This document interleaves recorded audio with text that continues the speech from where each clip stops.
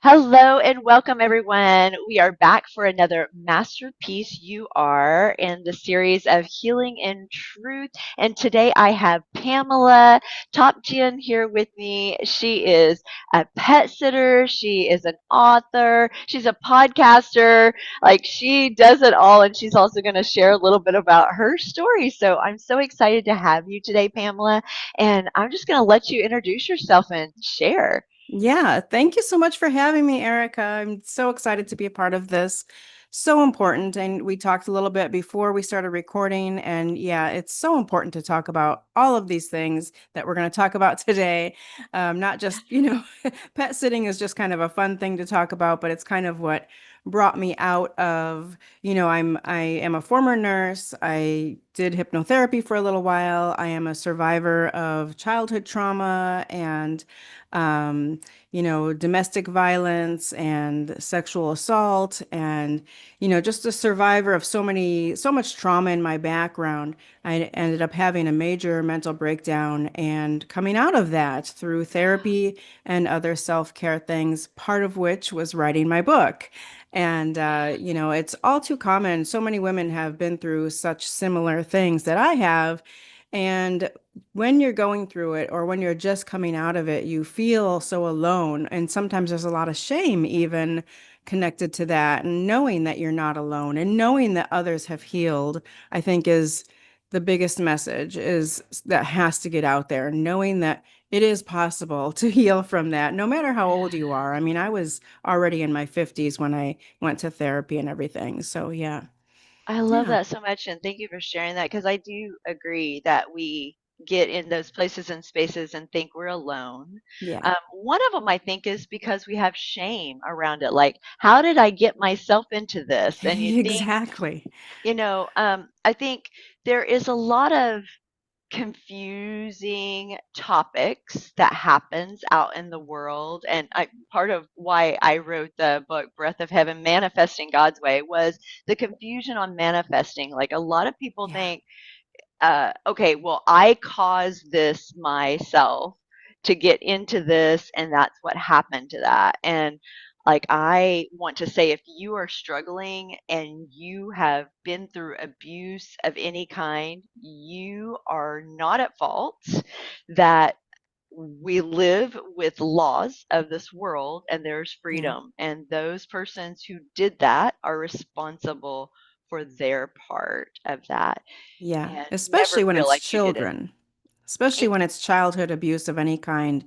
I mean, as an adult, I think that you do have to take some accountability for not, maybe not standing up for yourself, not having the confidence, and not that you should shame yourself or blame yourself, but at some point you have to realize that you need some help and realize that your life isn't going in the direction you want and take those steps to do what you can, like through therapy or whatever means is best for you, and to start looking into that before a major mental breakdown like I did. It took Yeah. a terrible fall to finally have me climbing out of that, but Yeah. yeah, it's I think part of sharing these stories, one of the reasons it's so important is because it can help people to not have to get so deep down in depression or anxiety or both before they start reaching out for help, knowing that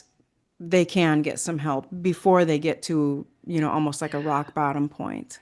Yeah. Hopefully. Yeah. Yeah. And no matter what level you're at, if you're listening to this today, whether you're at the place you're in such dark, deep despair, or Yeah. you're in the place of going, I think that's me and I think I need to do something about it, whatever level you're at, you are perfectly fine where you're at. Just reach Yes. out and get some help, Yes. whether No it's a matter where you're at coach. in it. Yeah. Yep. Whether it's a coach, whether it's a counselor, whether it's a minister, whether it's a teacher or friend, like, start speaking up and saying, I think I need some help. And, and asking for that help is sometimes that first steps, and Sure. finding a tribe, Yeah. whether that's an online tribe or a local tribe that can support you in helping you find that. Never feel like you have to do this alone. So that's part Yeah. of why we created these kinds of programs, is to say, like, hey, if you're out there all by yourself and you're like, I don't even know what I would do. Like, how do I even start this journey? Sometimes it's that one little step forward to open Yeah. that door. So, Yeah, when I had first started my therapy, it's so funny to think back now and think I thought so I had went to a medical doctor because basically I was so anxious and I couldn't sleep. And and the doctor suggested therapy or, yeah, suggested therapy. And I was like, what am I going to say to a therapist? I was like, I was suicidal. I was yeah, fearful. I wasn't yes, sleeping. But I still didn't think, what is therapy going to do? What am I going to say? Like, oh, I can't sleep, And yeah, even if I did yeah, start with just that, that would be good because then they know how to find out why you can't sleep. It's usually yeah, not a physical thing. It's usually something mentally that's happening. yeah, Or yeah, within your emotions and within your background. So yeah, it's so funny that even at that lowest point, I was like, what is a therapist? What am I going to say? So yeah, yeah. Well, and I think there is a sometimes a big breach sometimes between the two avenues, because I've worked with lots of doctors and nurses over the years, and um, gratefully, because I went in the military, I was a behavioral science specialist and a medic. So yeah. and my background is science, so I love science. Like, I'm such a geek. I actually thought about being a neurologist at one point in Ah, time, and I was like, okay, that's okay. God had a different direction for me. But I remember, I mean, I just love the brain and science, yeah. and like the research improving things, and that kind of thing. It's really helpful. But sometimes we can get really far on this side of going, well, we just need to know what the symptom is, and there's a pill for that, or there's a Exactly. right, and Yeah. that's going to There's make us some feel treatment better, and yeah. right? and I need and this medication. Yeah. yeah, and sometimes that's the case too. So I have to say, Absolutely. being on this side of my life where I use a portion of both throughout my Mm-hmm. 30 some years of a counselor, there are times when I would have first responders come to me and go, they've thrown me all these medicines. I don't want medicine. Everyone wants to just give me a medicine. And I'm like, it's Yeah. okay. Let's Yeah. work through and see where we get.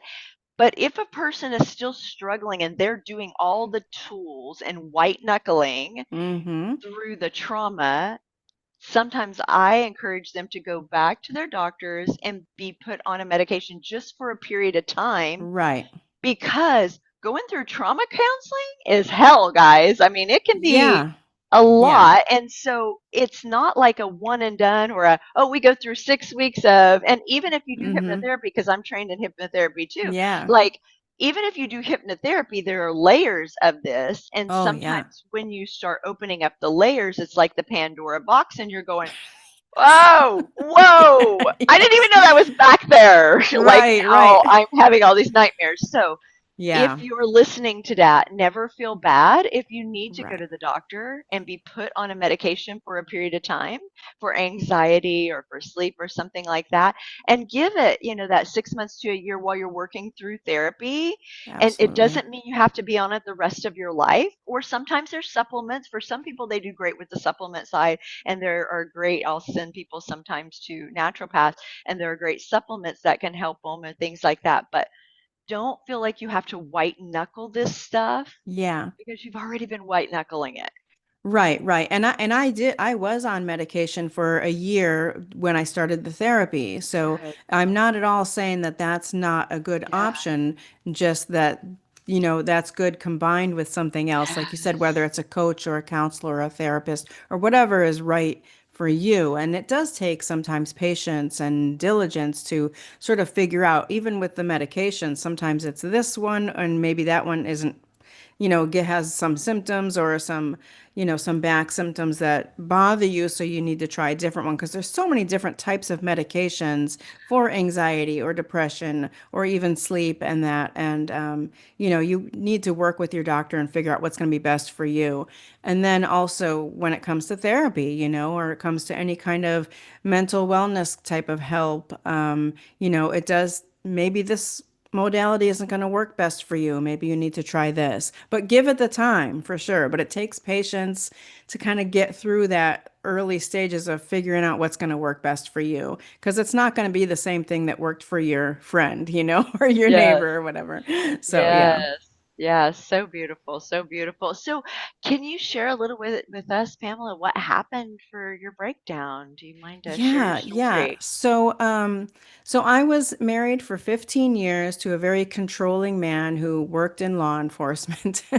And I add that because I think that says a lot to people who know those people. And not that they're all controlling, Yeah. but but Yeah. so then yeah, he was very controlling and ended up, and was emotionally and verbally abusive and divorced him and jumped right into another marriage of a man that was even more abusive and an alcoholic. The first husband was an alcoholic as well. So then, had enough of that with the second one, divorced him, and that's when I had a total mental breakdown. And I couldn't understand it. I thought, oh my gosh, everything is great now. Why am I breaking down? I was having nightmares.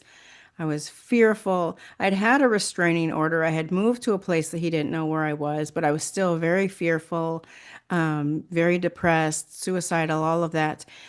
And when I went for therapy, I realized so much of my childhood. So I have a lot of childhood trauma that I didn't even recognize as trauma, which, like I said, I didn't even realize until I went to therapy that all of that stuff, Yeah. it was like finally. So I had been a nurse for several years at that point.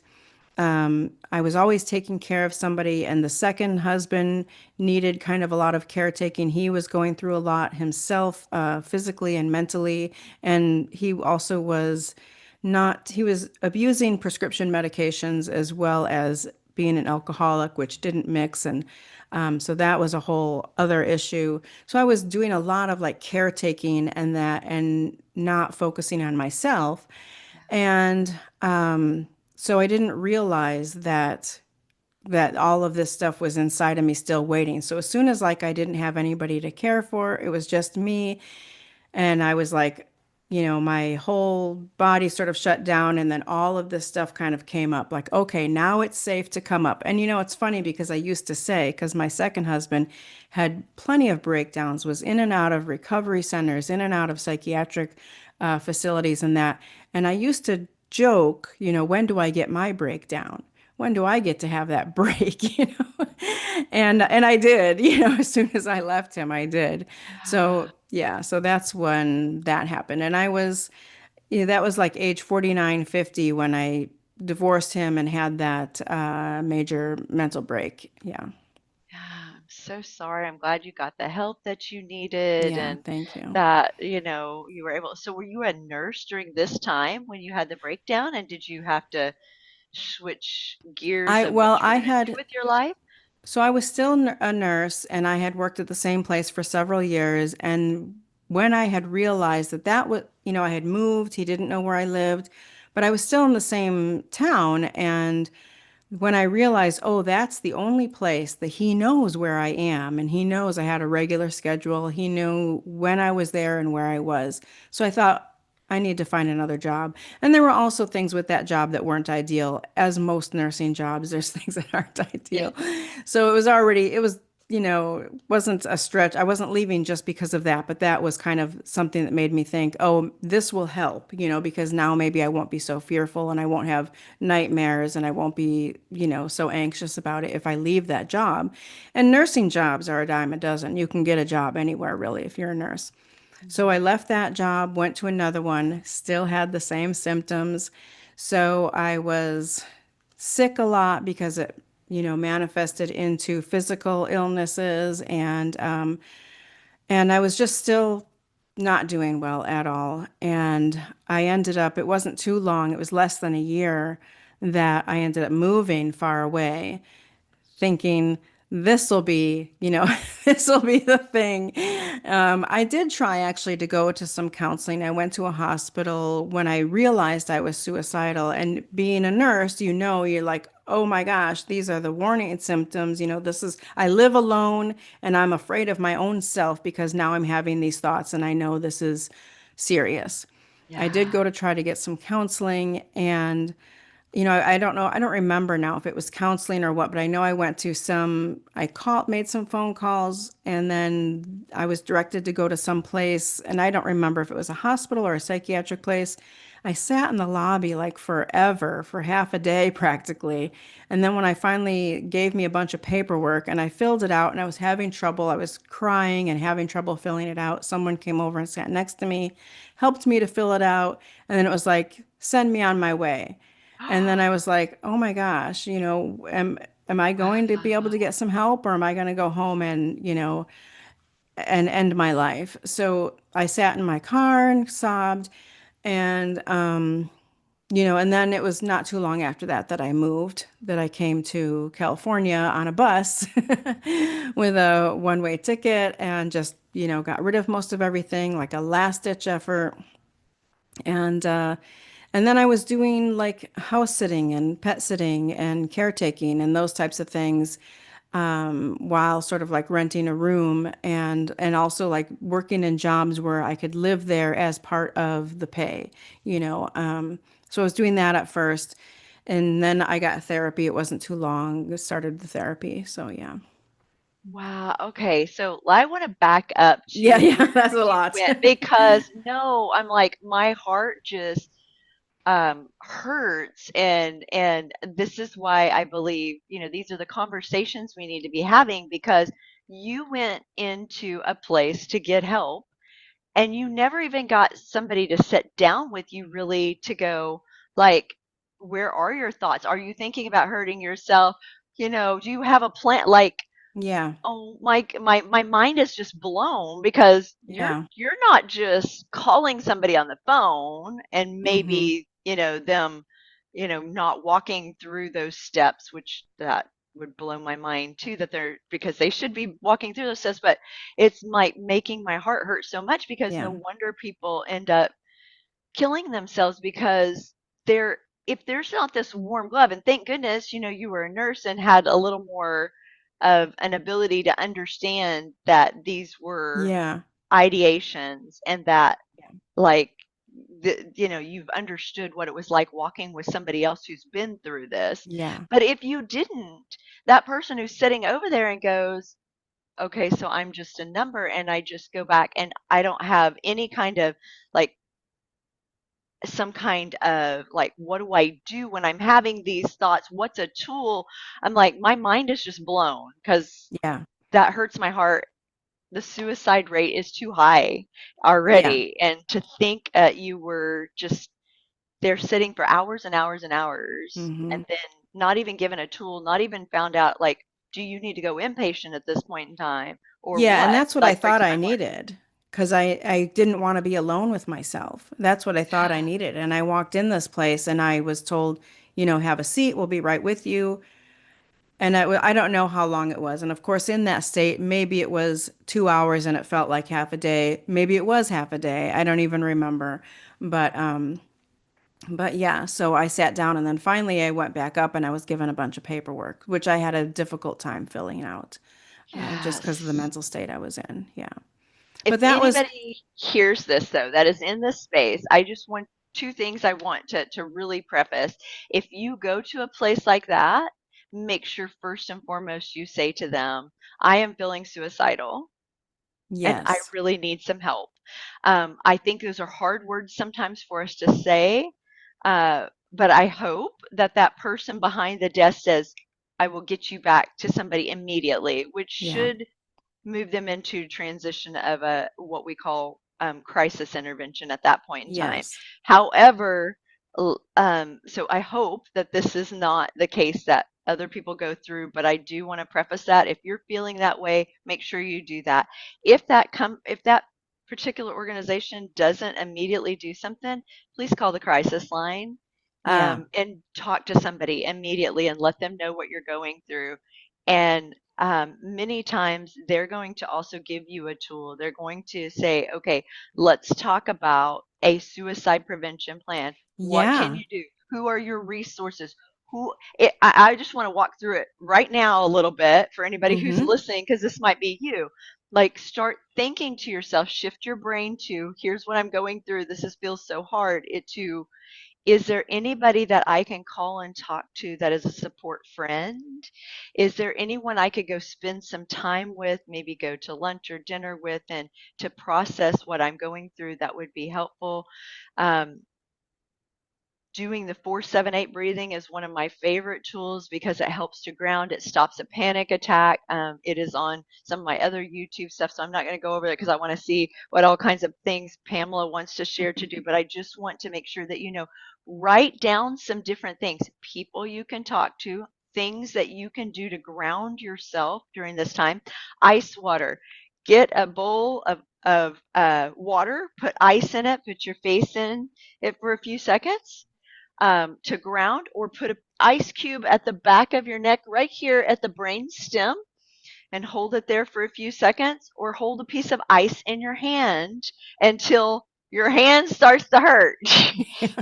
It literally can help ground us Yeah, back into the breath, because sometimes we're in such freeze mode in our body, we really don't know what to do, and our breath is not moving at the time. Movement with your right. body. Set up a set of musical playlists that bring you back into remembering that God is for you, that there are beautiful things that you've experienced in your life. I want you to also write down at least 3 times in your life where you've had some beautiful blessings, miracles happen in your life, whether that's like somebody gave you a gift or gave you a compliment or something, so that on that list you can go back to, okay, and then ask yourself on the bottom of that, how do I want to feel right now? And what can I do about that? So, Very nice. anyway, Very nice. I Yeah. want to come back to you, Pamela, but I just like my heart just hurts thinking that still in this world Yeah. we have that happen. I'm so sorry. Yeah, that was 2015, I think, 2015, 2016, right around there. And it was, the Midwest. It was Missouri. So hopefully things may have changed since then. I did not say I was suicidal. Nobody asked me though, but I Right. walked in and I said, I think I need some help, and I'm, not mentally well. That was, I think, something that I said, and that's when they told me to go sit down. So definitely don't be ashamed. It's going to get you some crisis intervention, like you said. It's going to put you to the top of the list. If there's people sitting around and you say, I am suicidal. If I go back home, I'm afraid of what I will do.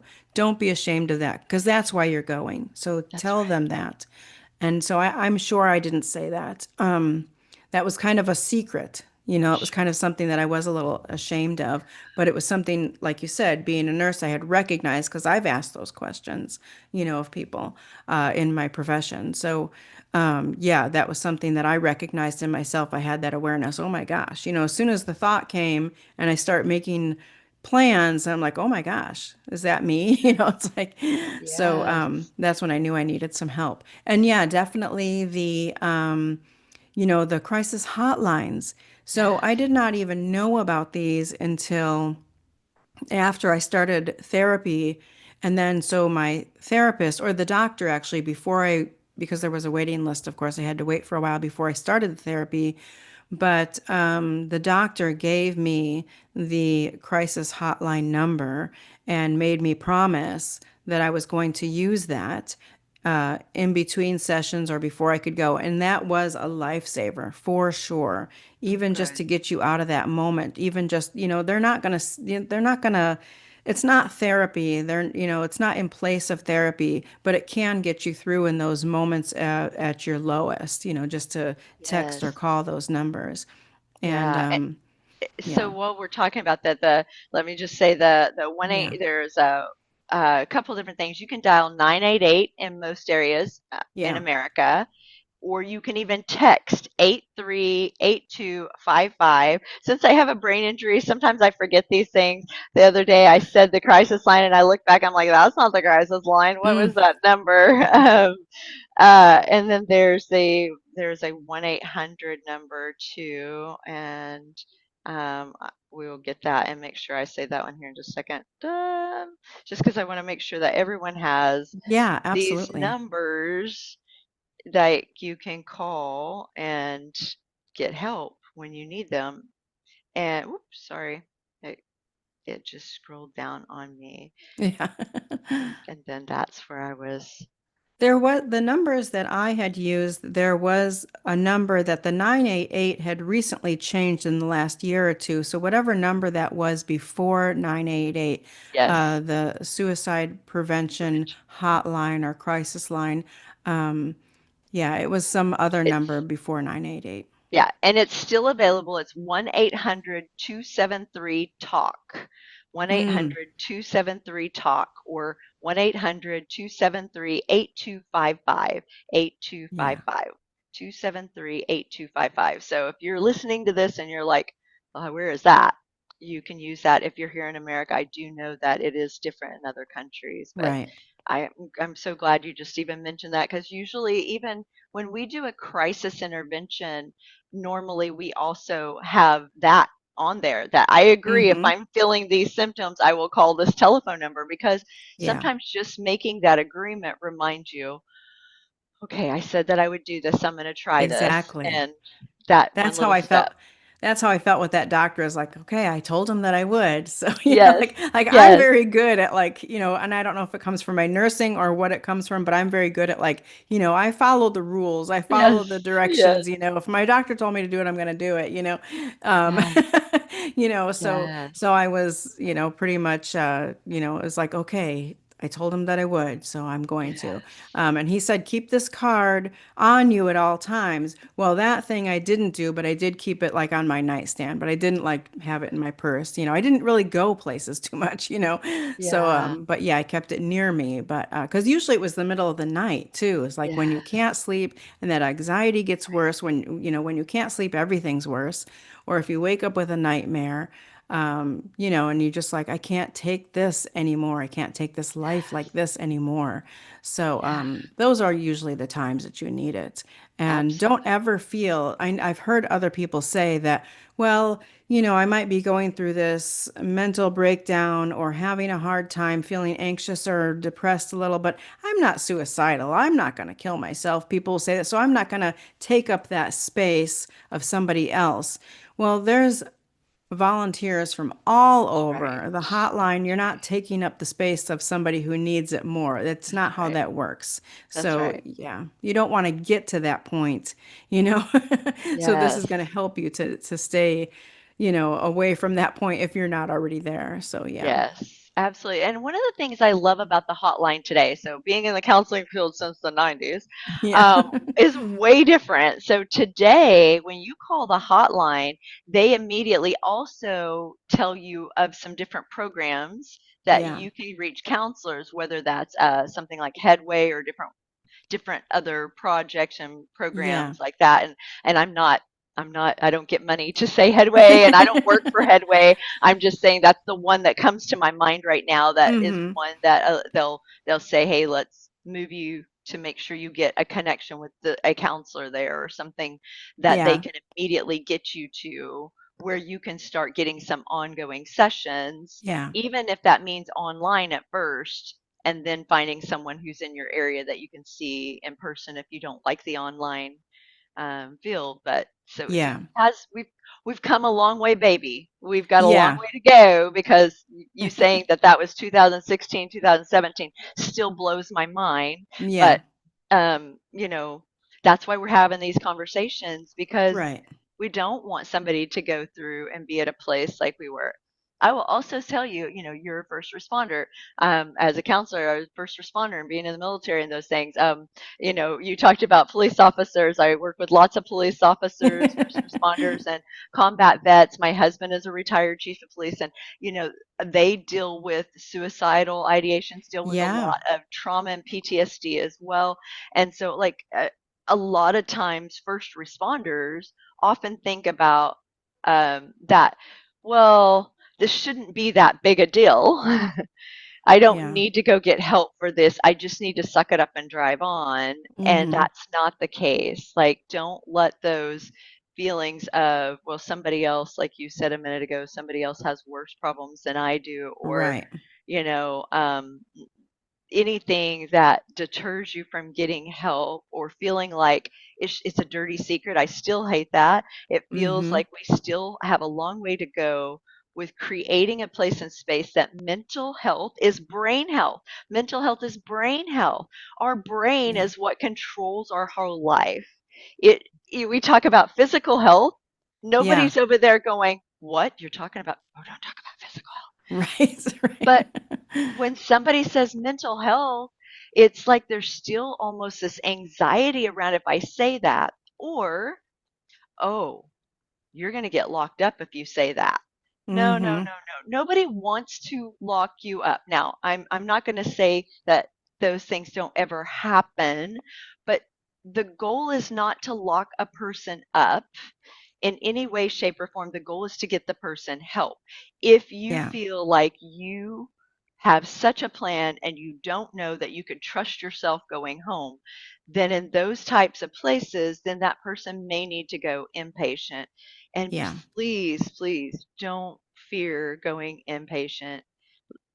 Know that it might be a place and space for you to be just for a little bit of time to get yourself. And if you do it voluntarily, then that is a great thing. You can also say, okay, it's time, I'm ready to go. Yeah. Um, than Yeah. being an Get you so you're feeling involuntary safe to be alone. Gets you to a one. point Yes, where you feel safe to be alone with yourself. Yeah. yes, yes, absolutely. To get Oh some of gosh, those things in place for you, whether it's, to continue on with therapy or counseling, or to get you on the right type of medication that's going to actually help you. And like we said, sometimes it takes a little bit of time to figure that out. It's oftentimes a combination of things. It's rarely just one thing that's going to help you. So when you were talking about all these sort of self-help things that you can do to help you, one thing that I found really interesting, and still today, I knew of so many things, different breathing exercises. I had already been through hypnotherapy, training back in 2009, and then, and didn't continue on with that and then again 2019. So I knew a lot of these sort of self-help and different, techniques and things. But when you're in that space of being so anxious and so depressed, you kind of forget or you're not yes, able to. Like I've been meditating since, oh my gosh, since, the 90s for a long, long time, almost daily. But in those times when I needed it the most, I couldn't do it, or I didn't remember, or if I tried, it didn't, I wasn't able to. So, what I suggest is any type of these breathing exercises, all these things with the ice. And another thing is you can hold an ice cube in your mouth without chewing it or anything. That also gives the same effect of sort of grounding you. So so yeah, all these things that you know of, write them out. Write them right. out and have this is my personal thing. If I'm feeling overly anxious, if I'm feeling depressed, if I whatever it is, oh yeah, I made this list. I'm going to go look at it and do some of these things because you might forget in those moments. So I highly suggest writing them out for yourself. And speaking of writing, I mean, journaling is Yes, amazing, amazing. I journal to this day, and I highly suggest journaling. yes, And, my book started out as journaling. I was through therapy, I was sort of connecting those dots from my childhood, everything that happened in my childhood, and how I came to where I was in my marriages and in my adulthood.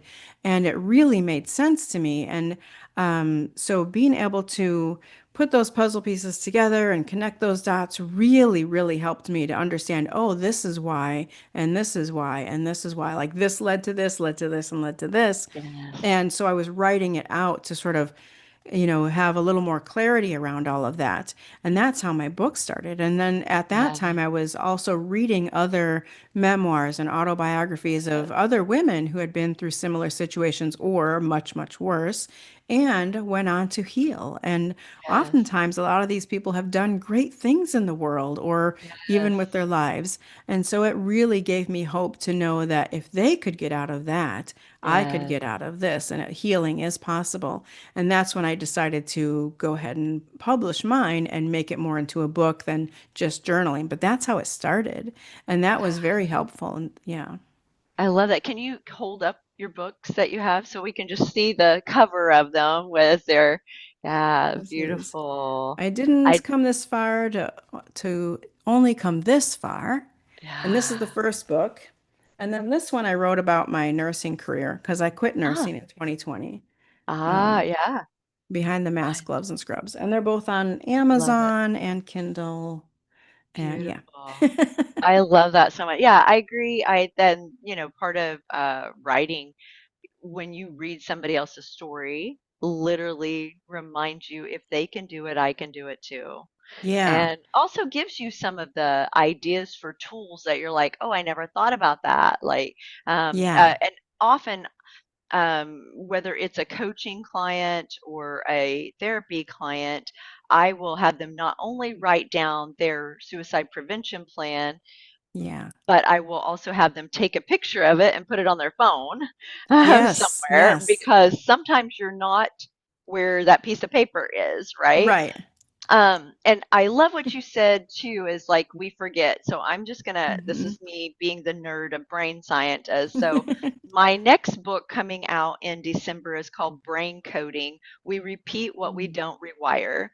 And it's all about the programs that we get that gets downloaded. And so I often teach very, very neuropsych rewiring driven, is that the problem when we give somebody a tool is if you only do this when a crisis happens, most of Yeah. the time you forget because you Yeah. go into fight, flight, freeze mode. So it would be better for you to rewire some of these tools in regularly, daily, Yeah. often, Build up that habit. Yeah. That so that routine. it Hmm. becomes now a new automatic response. So, like Yeah. the 478, when I don't care who the person is, when we did our healing and truth retreat, when I've done workshops with women who are business women, I worked with high profile people. One of the things that I talk to them about first and foremost is doing the 478. Put a timer on your phone that goes off every 3 hours in the day, and doing it 3 times a day, whether you need it or not, I love every that. time you're stressed, and at night right before you go to bed, because it's a great one to help people fall asleep too. My people who've had horrible traumatic PTSD and have trouble going to sleep tell me all the time it's one of their favorite tools, or if they wake up with a nightmare, then they'll use it. Yeah. Like, it is such a great grounding tool. There's great research. You can up Dr. Andrew Weil. I Hmm. learned about 478 umpteen years ago. Some people talk about the box breathing, and I'm just going to say there's a reason I adhere to the 478 instead of the box breathing. Partly it's because for many people, when you're in a crisis, box breathing mimics the in and out, in and out, in and out, breathe, in and out, in and. So a lot of Mm. people will go into more panic attack even when they Yes. think that they're doing it. So 478 actually gives what we call, and the polyvagal side of life, doing a toning of the vagus nerve. You Yeah. breathe, you hold, you release longer. And so it helps tone the vagus nerve. So for Yeah. those of you listening, 478 breathing tool, I can't say enough about it. And you'll find it on my YouTube also, Yeah. more about that. So great to hear you say that. So Yeah. tell us a little bit about your journey of writing then. So you went to California and then you decided to write, or there was some other stuff in between? It was when I started therapy because I Okay. started as a journal. I don't remember if I think the therapist did suggest it to journal. And I had journaled off and on throughout my life. So it was something I was familiar with and knew that it was a good tool and just sort of, again, like kind of didn't really think about it or forgot about it in the moments I most needed it. So I started writing because it fascinated me to realize how much of my childhood led up to It just made so much sense as to why. You ask yourself, why is this happening? Or like I said, oh, I'm free now. I divorced the abusive person and I'm on my own. And why am I now going through this? So it made a lot of sense to me and fascinated me. And so I wanted to write it down to gain more clarity. So, just writing it out and reading those other books really helped me. And I didn't put a time limit on it. It took me 5 years to write that book. And sometimes I would put it down for months at a time, just like not because I would have more like flashbacks and nightmares and stuff. But luckily, I was in therapy at the time, so I could tell my therapist about what was going on. Because I had started up working regular nursing again to have a regular paycheck and that, and to be a little more independent.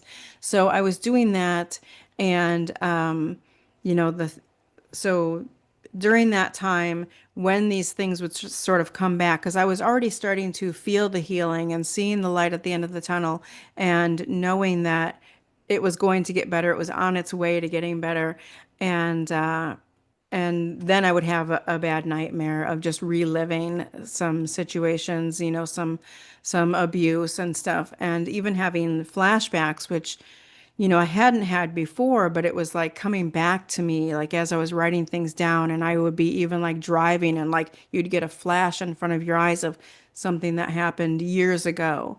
And it kind of scared me, but writing it out was very helpful in just, I said it already, but just, understanding why things happened the way they happened, and understanding, as if you're reading somebody else's story, being able to look at it from the outside. Also, I think writing it out, whether you publish a book or not, just writing it out gets it out of you. It's Yes. in there, even if you're telling a therapist, even if you're talking to loving, trusting friends and loved ones, and that, even if you're doing that, I think writing it down just really kind of gets it out of you somewhat. Not that it leaves you, but it's sort of you can separate it a little bit, I guess. I don't know exactly how to describe that, but it helps to get it.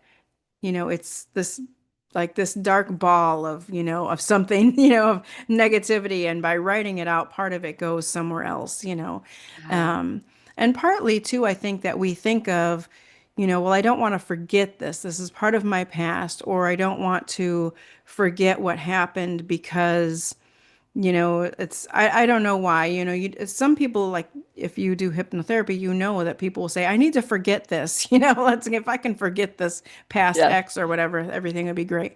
But you don't want to forget it. So sometimes you feel like you keep it in there as like a sacred little, like in the little box, in part of your brain. But by writing it out, it's like, okay, it's there.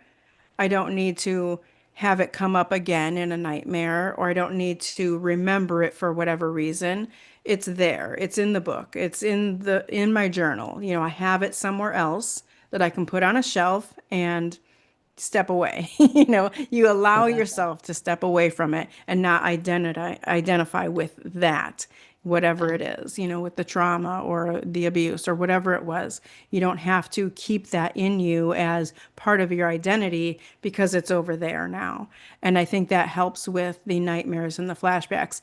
And this is my experience. I'm not, who knows how it will be for different people, but this is, talking about my experience. So, Absolutely. Well, I yeah. appreciate that and sharing that. And I love that. There's a few things like neuropsych wise. So we know that there is something that happens somatically when you write Yeah. that does help you to release it in a different way.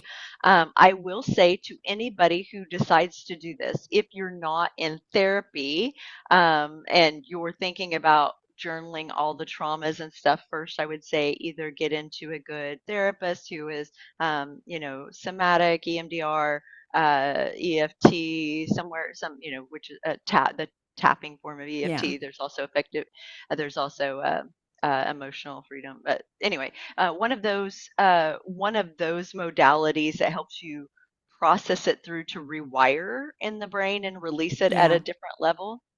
Uh, However, if you were in here and you're like, well, I've been to lots of therapy, I think I'm just ready to write.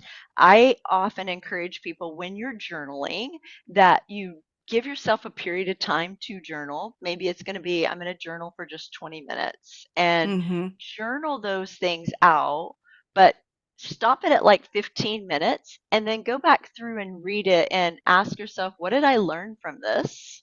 Yeah. And what would I like different in my life today? And Yeah. so there is throughout the years of working with people, I would have people come in and go, I don't want to write it down. My therapist that I used to have Oh. told me to write it down. And I was like, oh, it's just awful. And it's like, it's almost like that person that you say is a toxic friend who comes and dumps on you. You feel Yeah. like it's just vomited. And now I feel all this feeling. And now what the heck do I do with it? But if you Mm-hmm. give yourself permission to do a few questions at the end of that and journal those out, it moves Yeah. you into a different place. And so and you can ask, there's all kinds of different questions. That doesn't have to be the questions. You could even ask yourself, like, what would I like to give the younger me? So I do a lot of Yeah. inner child Inner work, child. Yeah. and with whether it's coaching or counseling sides of life. And it is so cathartic and so beautiful to Yes. go back and reparent and the inner child, and even the inner 20-year-old, and even the inner 30-year-old, Right. that being 50s, even the inner Right. 40-year-old, right? Like, I have to Absolutely. say, those are beautiful things that you can give to yourself now. What would I Absolutely. like Yeah. to give that part of me now? So, if you're back there and you're going, yeah, I'd love to go to therapy, but I can't afford it, I don't have time, whatever, and you want to use one of these tools, there's ways that you can do that. And then Yeah. she mentioned, one of the things Pamela mentioned is, like, you have it in the secret safe. Well, in if you are trained in trauma coaching or trauma therapy, we teach people normally, if you're trained in this area in the right ways, you're also trained to teach people how to put it back into a safe so that you can do life and then move Yeah. forward. And so there's a great tool where you can just visualize going, okay, this is all I'm going to do today. So I'm putting all the rest of it that I haven't dealt with in this safe. I'm going to shrink it down to size and I'm going to put it on the shelf. And when I teach nightmare management stuff, one of the things we talk about is you write it down and then you close the book and say, okay, now I'm going to sleep. So the same thing Yeah. can happen when you're journaling, is saying, okay, now I'm going to put this away in my safe and I'm only going to deal with this when I decide to deal with this the next Yeah. time. And so it's our brain is a program. And if you tell it the right directions, it will do those things and put that Yeah. filed away. And if something comes out and you go, well, that didn't go in there, you go, just, oh, okay, that I see it. Well, I'm going to put that over there for now and I'm going to journal about Mm-hmm. it later. And I kid you not, I can't tell you, even for myself going through my own therapy, it is the most amazing tool and a beautiful Yeah. way to do that. So thank you for sharing that with Yeah, journaling. absolutely. And one of the things with my therapist, I want to just mention, that she did tell me, we did go through the things that I was going through and what I wrote down and stuff, and then we would go through what have I learned from that? And how would I do things differently now? Because it gives you that confidence to think, I'm not going to just be a victim of this and continue. So many people say, oh, I've had a couple, toxic or abusive partners. You feel like, people say their picker is bad, or they're done with, they've given up like on love, or even having a partner at all. But when you learn that you now would respond differently to these same actions that happened before, you've learned from what's happened to you. That was huge for me. That was huge. So yeah, I think that was really important to go through that with the therapist as well, you know.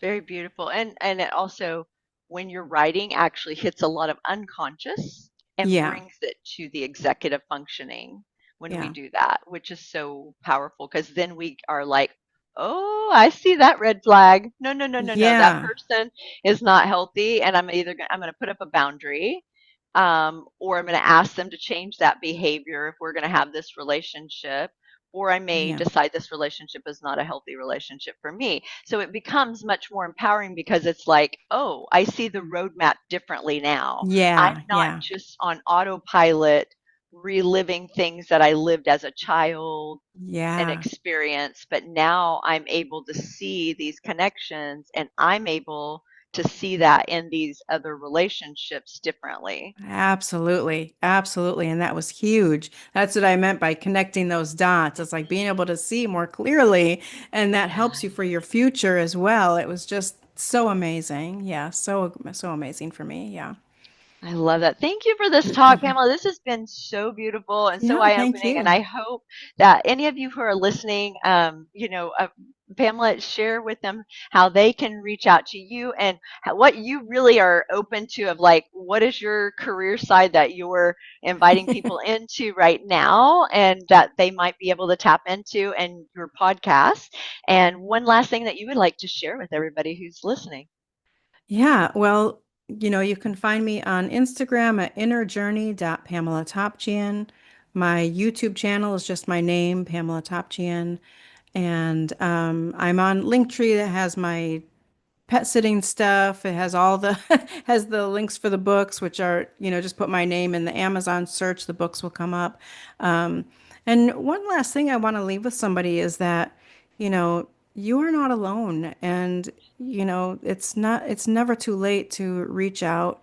And, as Erica was saying, it's not just therapy, whether it's, a counseling or a coach or, go to a medical doctor if that feels right for you. And oftentimes it's a combination. So, it takes that patience and diligence, as I was saying, to find the help that's going to work best for you. But, don't suffer alone. You are not alone. You don't have to suffer alone. Yeah, it can get better. I'm living proof. Amen. Me too. And I just want to Yes. say to anyone listening to this, first off, you are not too broken. You're not too old. You're not too sick. You're not too stuck to Yes. create a new, amazing, wonderful, blessed, abundant life. And you are a masterpiece. Underneath the mess, I promise you, there is a masterpiece waiting to live an amazing life. And I kid you not, sometimes I want to pinch myself. I'm like, is this really my life today? When you start clearing the mess and start getting clear with what do I really want in my life, that's really there's some huge science. That's what I like to talk about in my book. I talk about the science of it. There is a science to manifesting, and it really is learning to use our brains in that way. But we sometimes got to clear a little bit of this other stuff up first. Yeah. And just know, like she said, Pamela said, you're not alone. Find a good group to get involved with. I have some Facebook groups. I'm sure Pamela does too. There are lots of different areas and places and spaces that you can get involved doing things on your own. There's actually research that says the more that we separate ourselves from others, the more we will actually become more paranoid and more anxious, Hmm. which is why even living through COVID created a very anxious population. Yeah. So understand that part of your healing is doing this with other people that's in a safe place and space. So Yes. Love until that. next time, be blessed and be a blessing. Bye, everyone. Thank you.